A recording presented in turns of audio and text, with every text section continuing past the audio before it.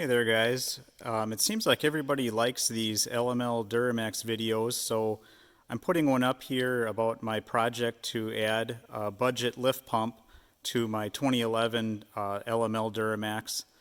This is a 3/4 ton pickup truck. Maybe just to give you guys some background on what this truck already has on it. Since I got it about a year ago, I've kind of slowly been working through all the things that you're supposed to do to an LML.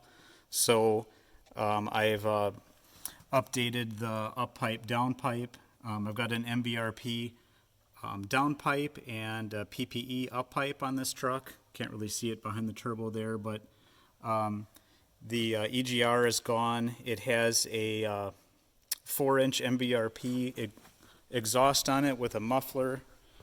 You guys have seen these before. Muffler there. And I did put on the Exergy fuel system saver on the, grab my light here. You guys have heard about doing this part of the job too, probably, where you replace your fuel system regulator here. Try to get a good pic. There we go. On the back of the injection pump with this Exergy brand one that has the additional filtering on it, so if and when your CP4 ever blows up, it's supposedly supposed to help contain all the debris from ruining the rest of your injection system. So for me, this is actually a salvage truck. I mostly use it for towing. It has I think a PPE, like mild 50 horse tune on it. My goal here is not to go crazy with it with power and I'm also trying to see how long life I can get out of this original CP4. So this truck has already made it 140,000. I am just going to see if treating it properly with a lift pump, keeping that diesel fuel well filtered, and having that Exergy fuel saver there, hopefully I will never have a problem with it, or if I do, I'll be able to catch it in time. So that was kind of my goal for this truck, guys. Nothing crazy, probably pretty similar to a lot of real world working trucks out there.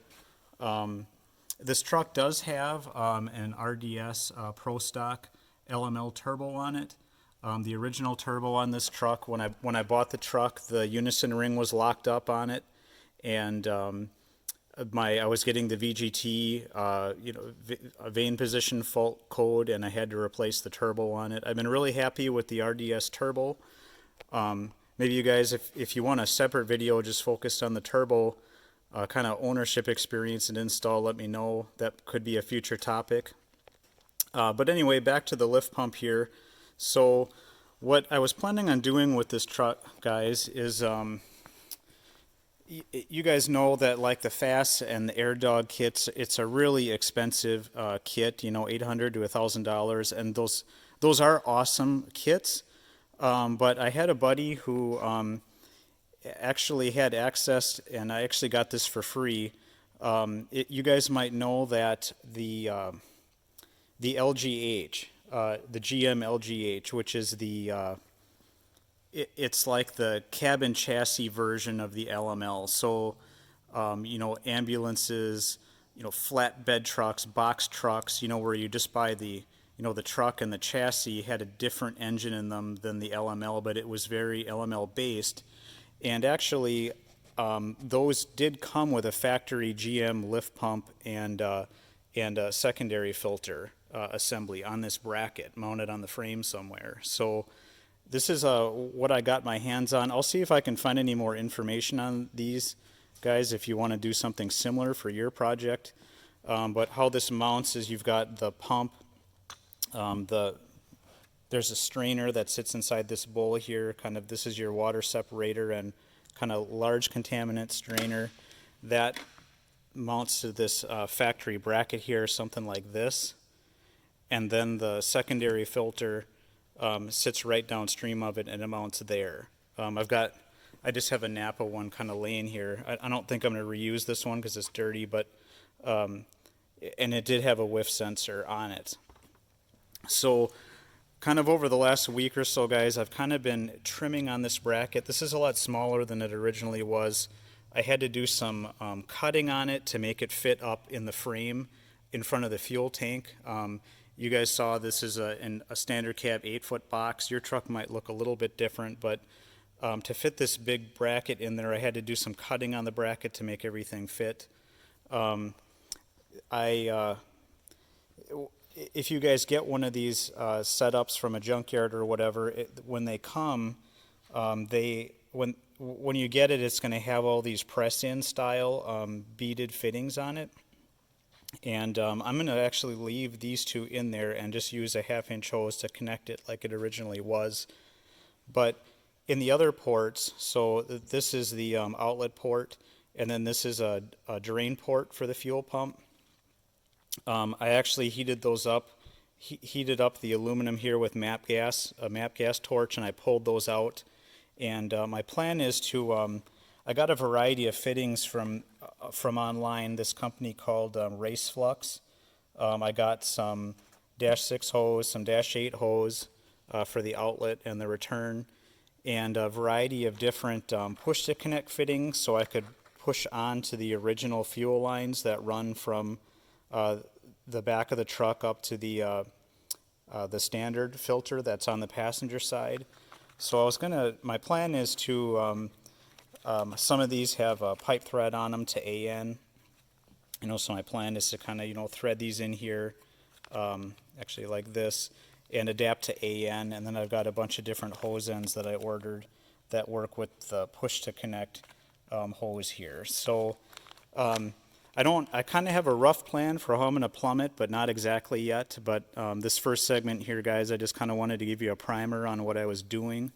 The other thing I found out, guys, is if you pull off your fuse box cover, so this guy right here, if you pull that cover off and you look at the fuse box layout on the cover here, there is actually a fuse for a fuel pump, number 18 there on the diagram, and there's a fuel pump relay too. That's what this is right here.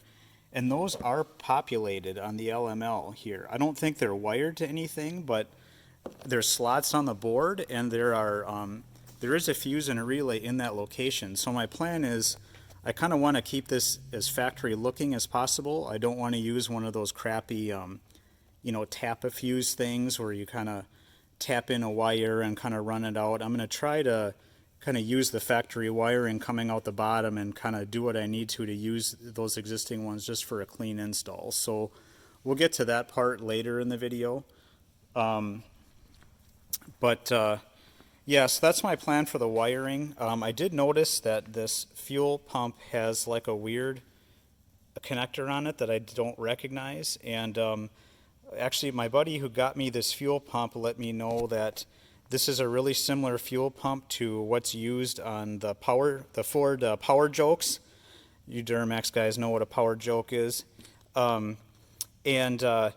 There's actually some kits online that has like a breakout harness, and I don't know what this other connector goes to, but it has the correct end on it to connect to this GM fuel pump.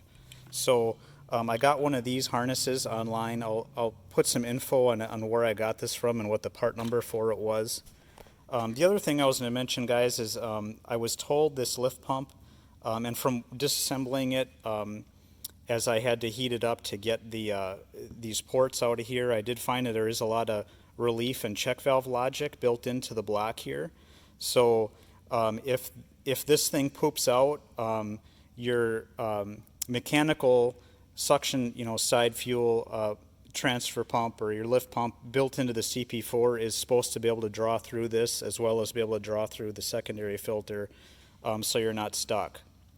So my plan is, and maybe we'll do that today here, guys, at least the baseline test. I was going to measure to see what kind of inlet vacuum I'm getting pulling through the standard setup. So this truck just right now has the standard Delco fuel filter located here underneath the intake there.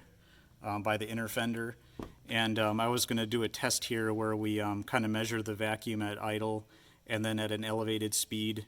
And then we'll kind of compare that to once we have the lift pump installed, both powered and unpowered, to kind of see kind of our state of pressure here at the CP4.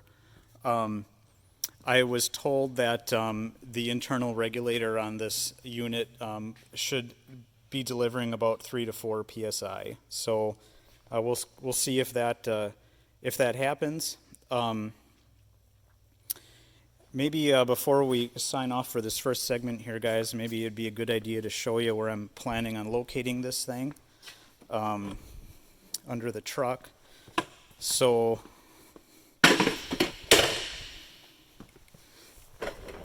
one second here, guys. So on this truck with the 8-foot standard cab box, guys, let me snap my light up here. This is the front of the fuel tank. I believe this is a 35-gallon tank on this truck. These are the stock lines coming down off the top of the tank. This is the feed. This is where the CP4 is pulling from and returning to there. And when I started on this project, guys, there is a, I don't know how your truck is going to be. This is an 11, but there was a big bracket right here with some keyhole slots in it that looked to me like maybe there were some options of this truck, or maybe the chassis cab, that had a fuel cooler in this location. So what I did was I chopped this off with a grinder, with an angle grinder here, and my plan is to mount that bracket that you guys saw right here in this location, kind of sitting on this kind of depressed version of, or depressed area of this cross member right behind the transfer case. So I'm planning on kind of getting it where I want it and then kind of tacking it and then welding it in place there. In prepping the bracket,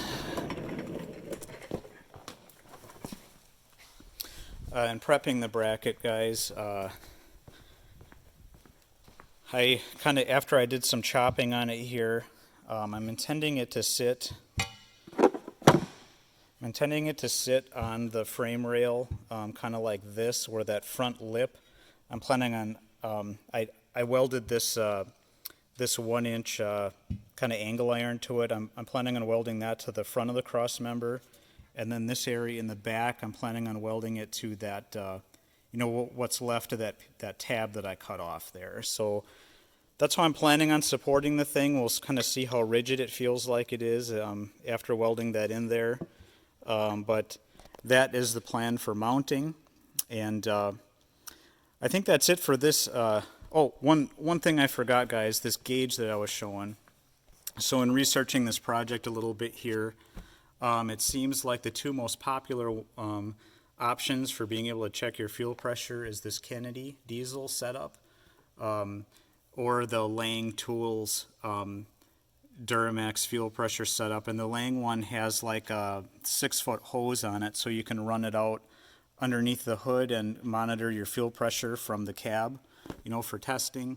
I ended up getting this Kennedy one. From the pictures I could see online with the shape of this gauge, it almost looks like maybe the Kennedy one is the Lang one and they're putting their logo on it. I can't really tell, but it seems like a pretty well-made gauge. It's glycerin filled. Yeah, we're going to do this. We're going to use this to do a test quick first to kind of set our baseline suction pressures that we're seeing at the CP4. All right, guys, I got my scanner set up. We're going to do our quick baseline test with the existing CP4 and the internal lift pump. So we'll just start up here.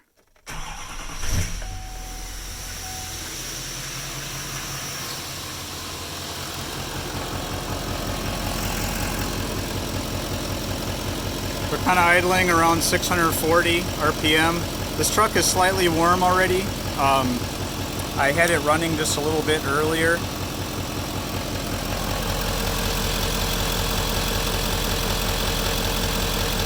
Say we're running about 2.5 inches of mercury there, kind of baseline at idle. We'll maybe watch it just a little bit here.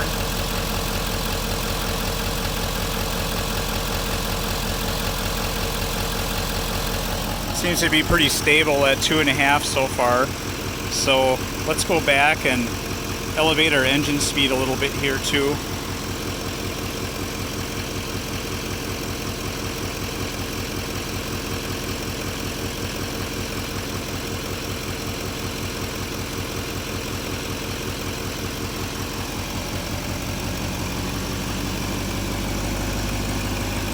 You guys can see that.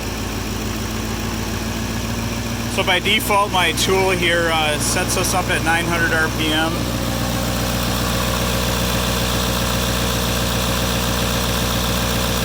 So we pull down to not quite 3 inches of mercury or so, and I believe this tool lets me go out to about 1400.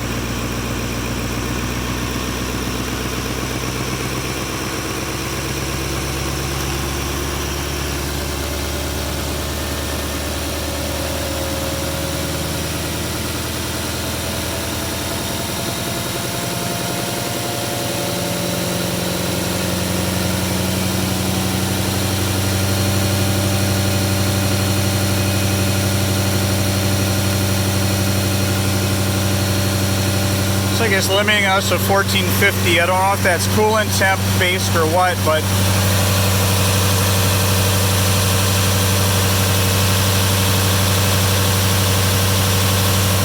you guys can see we're at just about under 3 inches of mercury there now. We'll go back to idle.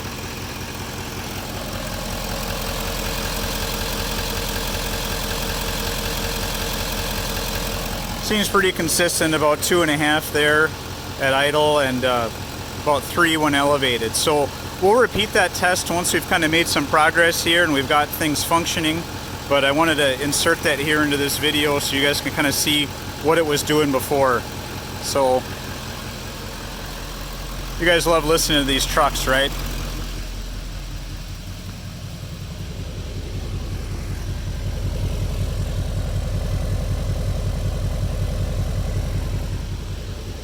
She's a pretty mild setup.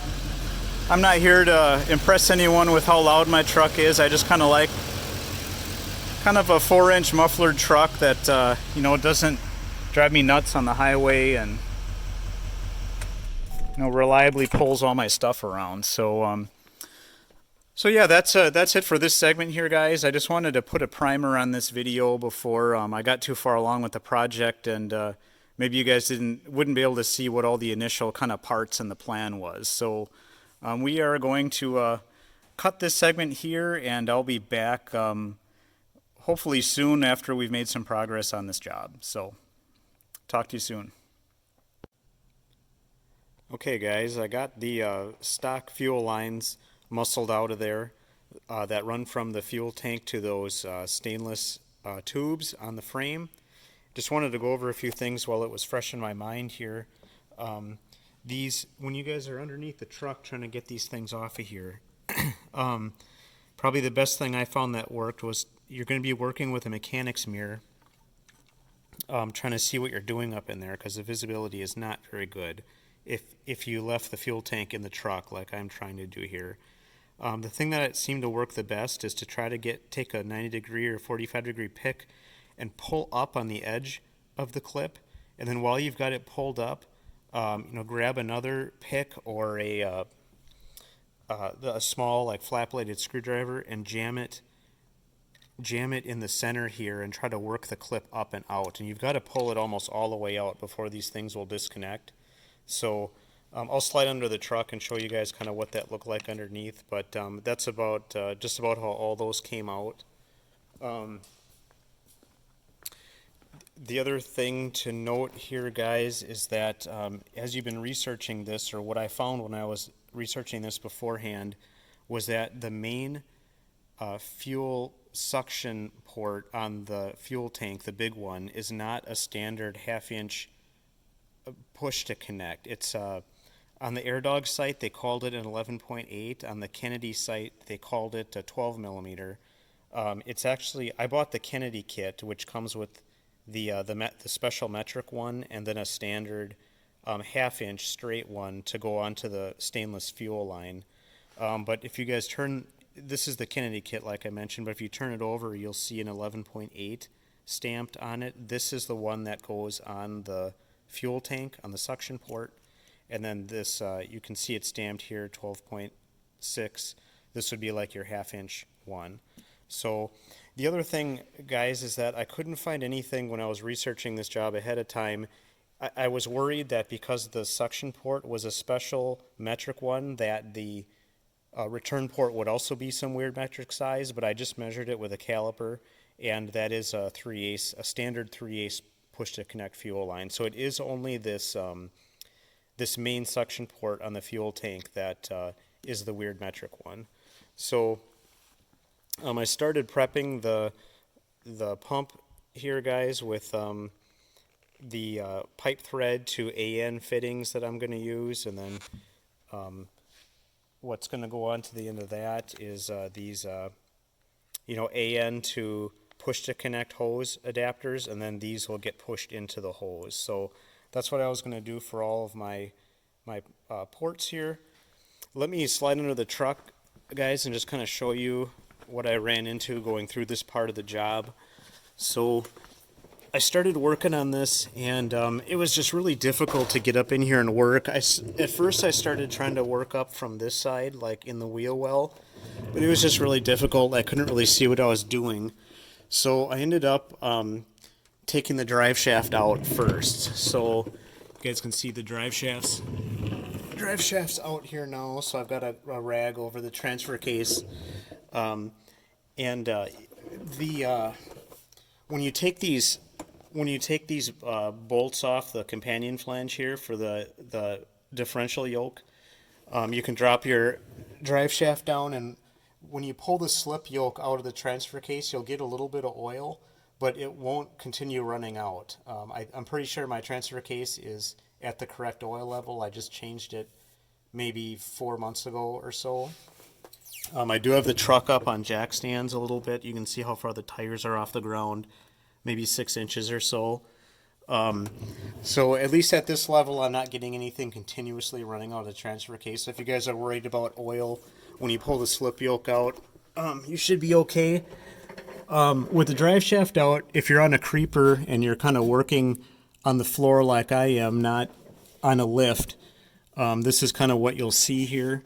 So these are the fuel tank connections. That big one there is the 11.8 millimeter that we talked about, and then that return port there is a standard 3/8. The lines run into this valley next in the fuel tank. There's kind of a little dip in it here with a cross member that goes across. The fuel lines will not pull out of that area without cutting them, without dropping the tank down. I didn't want to drop the tank down in this job, so I just cut them and pulled them out. And then I disconnected them at this end here, where they connect to the truck's stock fuel lines then. So that's where I'm at right now, guys. I don't know if I mentioned earlier in the video when I was kind of talking about the prep here, but I believe the like the AirDog and the Fast kits do mount off this bracket that sits here that like a fuel cooler would normally use. But one thing I don't like about those kits is how low the fuel filters stick down onto the truck, and I was just afraid of being in a field or getting something kicked up and damaging those. So that's kind of why I opted to decide to kind of mount that bracket up on top of this cross member to hopefully get them a little bit more up out of the way and protected. So I just wanted to add this segment in here, guys, after I got these pulled out. Next, I'm going to start welding that bracket in. I kind of wanted to get everything pulled out of here so I wasn't having to work around it later. So that's it for this part, guys. All right, guys, I think I might have neglected to cover this point earlier in the video, but these LGH fuel pumps, when you get them, they're going to have a bunch of press-in, like quick connect fittings like this in them. So when I got it, it kind of had these suction and drain ports kind of pointing at a funny angle that wouldn't really work for me in the new install. So what I did was took this cover off, I heated up these ports with MAP gas, and then kind of lightly kept like pulling, heating, and tugging on this until it popped out. And then I cleaned that with a wire tube brush in a drill just to grind all the junk out. And then I tapped the port. And I didn't have to drill these ports at all. This one was perfectly already sized for an 1/8 inch NPT, and then this one was perfectly sized for a 1/4 NPT. So I didn't even have to, after I cleaned them up with the wire brush, I didn't have to drill them or anything. So I think I might have missed that point earlier in the video. The other thing, guys, I think I mentioned earlier that this this harness was a power joke harness, and I looked it up later, and this if you Google 6.0 power joke, you'll get this popping up. So I wasn't sure if it was like the 6.0 or the 6.4 or the 6.7, but it was that crappy 6.0 that this was for. So just a little note there. The other thing, guys, is I mentioned this is like a budget install here. So I got this unit free from a buddy, but if you're thinking you might want to go this route with your truck, you might be able to get this from a junkyard pretty cheap, $50, $100 or so. I also forgot, guys, the GMC Savannah and Chevy Express full-size vans with the diesel also use the LGH. So if you're kind of junkyard dogging looking for one, that would be another place to look. Not just a chassis cab. That might give you some more options to find one of these cheap. These race flux hoses and fittings that I all got here were about $150 or so. So this wire harness was probably about $10 or so. So my goal here with this project, guys, is to try to get this lift pump in this truck for less than $200 to kind of save some money over kind of the faster the air dog setup. So we'll see how it goes. That's it for this segment, and I will be back once we've kind of got some mounting progress going on here.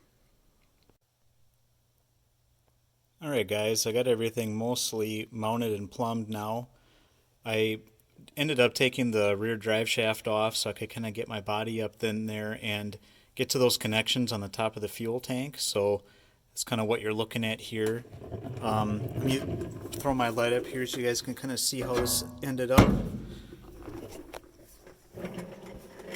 So looking on the top of the fuel tank here, guys, you can kind of see the that metric 11.8 millimeter connection in the blue, and then behind it is the standard push to connect 3/8. Those kind of run across the top of the fuel tank here. Down. This is that cross member that was kind of in the way of pulling those original fuel lines out. And so I didn't go beneath that this time, I went on top. And actually those clamps that hold the factory stainless lines, if you bend them open with a needle nose pliers a little bit, you can kind of work that 1/2 inch and 3/8 hoses in there. And then I just kind of bent the tabs up and put a zip tie over them. So that worked out pretty good, kind of maintaining those original clamping locations.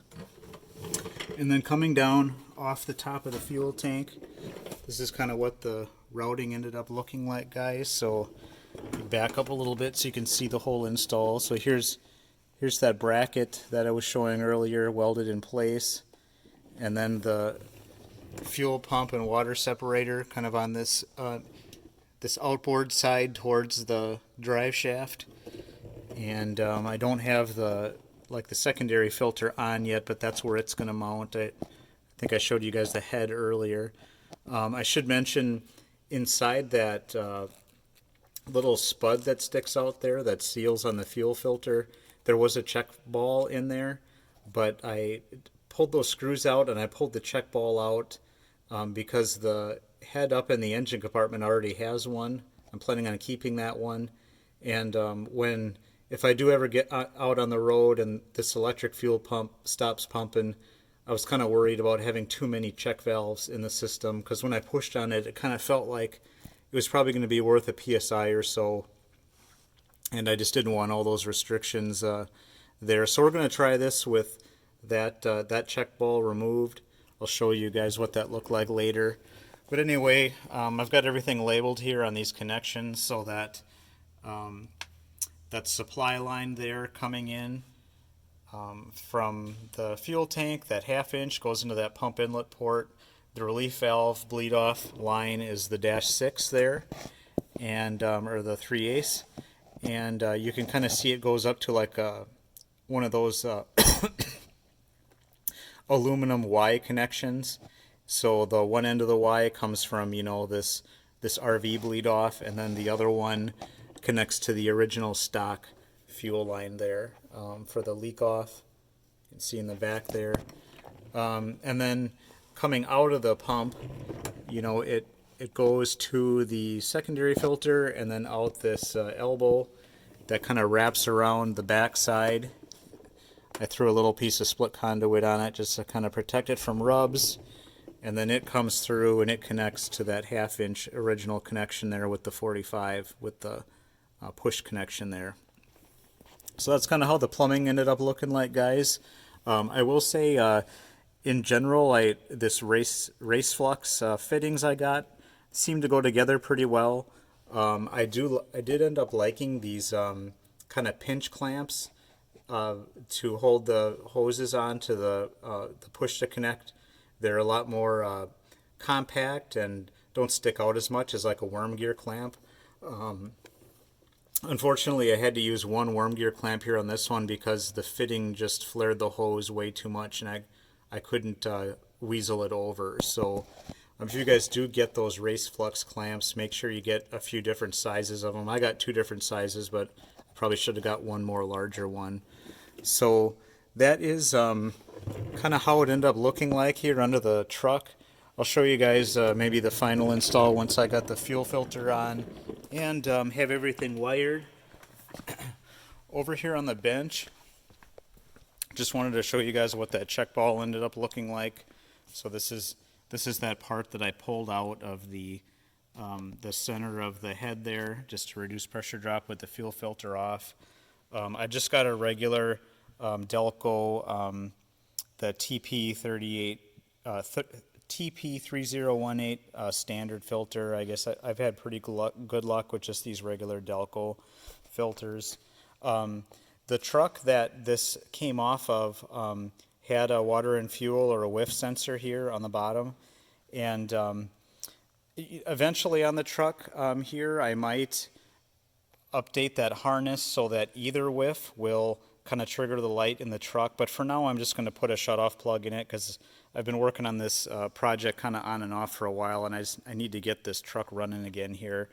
So I might come back later and kind of deal with the whiffs, but for now, if you guys want to do the same thing, if you Google, you know, LML, fuel filter or whiff plug or shutoff plug, you'll find a couple different options. I think this one was actually like a Rudy's diesel one, and it was pretty nice. It was you know, a black anodized aluminum, and it had the 3/8 square drive in the middle, kind of for convenience. So that went together pretty well. So this is what I will install. One last thing, guys, as you're buying hoses and fittings and things for that plumbing up underneath, I think I ordered 6 or 7 feet of the 3/8 and the half-inch line. I will say that I just barely had enough. So maybe if you guys want to, if I would have miscut something, I would have been short. I would probably recommend buying at least 8 feet of both of those sizes if you kind of have that same install there. So one last thing, earlier in the video I said I couldn't really find like a part number for that lift pump that I just showed, but you know that the LGH chassis cabs and then also the diesel vans, full-size vans, used that same filter, and so these were the part numbers there that I found, and the pictures for these perfectly match kind of the head that I have there. So just for reference. I'm going to wrap up this segment here, guys, and we'll probably come back. I'm kind of in the middle of kind of working through, kind of teasing out the wiring here and figuring out kind of which pins on that board connect to which pins or in the connectors there. And so once I get all this figured out, I'll conclude on the video here, and so that's it for this segment.